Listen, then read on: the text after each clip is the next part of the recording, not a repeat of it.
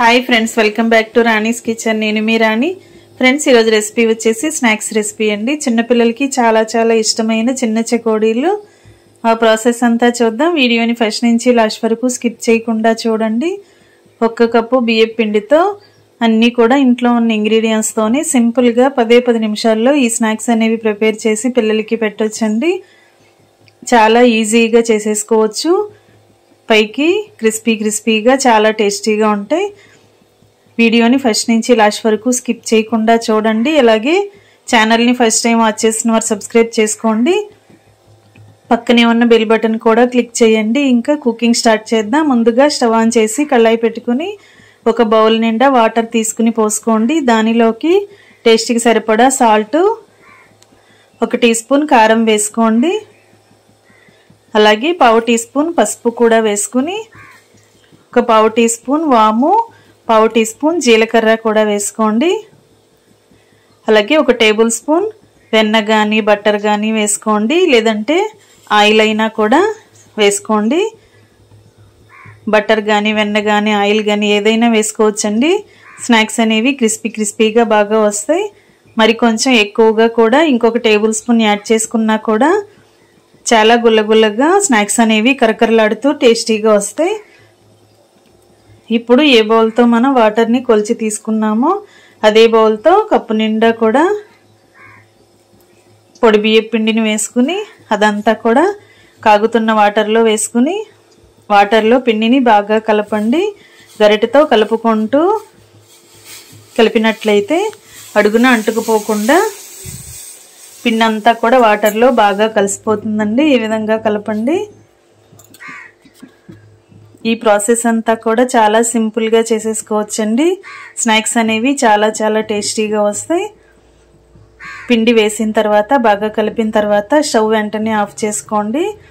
ఇప్పుడు పిండిని బాగా కలిపిన తర్వాత కొంచెంగా పిండి ముద్దని తీసుకుని చూసినట్లయితే ఇలా పొడి పొడిలాడుతూ లేకుండా పిండి అనేది ముద్దలాగా వచ్చింది కదా, కరెక్ట్గా ఉడికినట్లేనండి. ఇంకా మూత పెట్టుకుని ఒక 10 నిమిషాలు పక్కన పెట్టుకున్నట్లయితే బాగా చల్లారుతుంది. 10 నిమిషాల తర్వాత చూద్దాం. 10 నిమిషాల తర్వాత చూసినట్లయితే పిండి అంతా కూడా బాగా చల్లారింది, సాఫ్ట్గా వచ్చిందండి. ఈ లోపుగా మనం ఒక గిన్నెలోకి 2-3 టేబుల్ స్పూన్లు ఆయిల్ని వేసుకుని చేతిని ఆయిల్తో తడుపుకుంటూ పిండిని బాగా ప్రెస్ చేస్తూ చపాతీ ముద్దలాగా కలపండి. పిండిని బాగా ఒత్తుతూ కలపాలండి. అప్పుడే పిండి అంతా కూడా జిగురుగా వస్తుంది.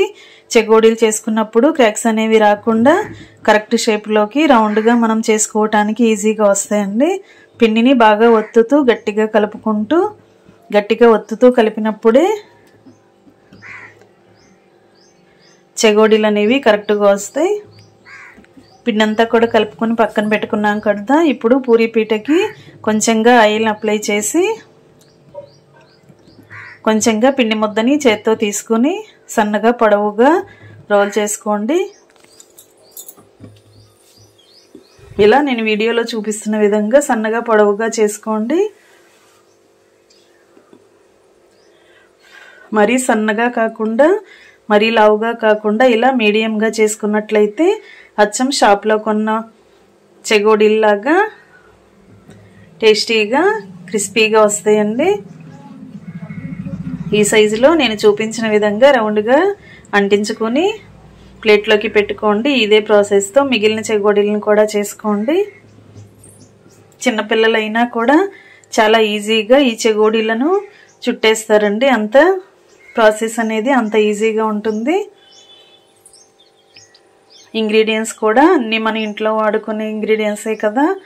స్నాక్స్ అనేవి షాప్లో కొన్న టేస్ట్ కన్నా చాలా కమ్మగా మనం ఇంట్లోనే ఇలా చేసి పిల్లలకి పెట్టొచ్చండి. అన్ని చెకోడీలు కూడా ఒకే సైజులోకి రావాలి అంటే పిండిని కొంచెంగా తీసుకుని ఇలా పొడవుగా రోల్ చేసుకుని అన్నీ కూడా చిన్న పీసెస్గా కట్ చేసుకున్నట్లయితే ప్రతి చెకోడీ కూడా కరెక్ట్ సైజులోకి వస్తుందండి. ఈ విధంగా కట్ చేసుకోండి. మరీ పెద్ద ముక్కలుగా కట్ చేసుకున్నట్లయితే చెకోడీలు అనేవి మరీ మందంగా వస్తాయి. అప్పుడు మనం డీప్ ఫ్రై చేసిన తర్వాత లోపలంతా కూడా పిండిగా పచ్చిగా అనిపిస్తాయి. అందుకే నేను చూపించిన సైజులో మాత్రమే చేసుకోండి. పిండిని అరచేతిలో ఒత్తుకుంటూ కూడా ఇలా రోల్ చేసుకుని కూడా ఈజీగా మడత పెట్టేసుకోవచ్చండి. అంచుల్ని మడత పెట్టుకోవచ్చు. అంచుల్ని కరెక్ట్గా గట్టిగా నొక్కి ఉంచండి, లేదంటే ఆయిల్లో వేసిన వెంటనే అవి ఓపెన్ అయిపోతాయి. పిండిని ప్రెస్ చేస్తూ చేసినప్పుడే పిండి అనేది జిగురుగా వస్తుంది, చెగోడీలు చుట్టుకోవడానికి ఈజీ అవుతుందండి. అన్నీ కూడా ఇలా చేసి పెట్టుకున్నాం కదా. ఇప్పుడు స్టవ్ ఆన్ చేసి కళాయి పెట్టుకుని డీప్ ఫ్రైకి సరిపడా ఆయిల్ పోయండి. ఆయిల్ కూడా ఎక్కువగా పోయాల్సిన పని లేదండి. ఇవి ఈజీగానే క్రిస్పీగా ఫ్రై అయిపోతాయండి. ఆయిల్ అసలు పీల్చుకోవు, ఎందుకంటే మనం బియ్యం పిండితో చేస్తున్నాం కదా. ఆయిల్ కాగిన తర్వాత ఫ్లేమ్ మీడియంలోకి పెట్టుకుని కళాయికి ఆయిల్కి పట్టినన్ని చెగోడీలను వేసుకుని గరిటెతో కలుపుకుంటూ డీప్ ఫ్రై చేయండి. ఒకటికొకటి అంటుకుపోకుండా ఇలా గరిటెతో విడివిడిగా చేసుకుంటూ ఫ్రై చేసుకోండి.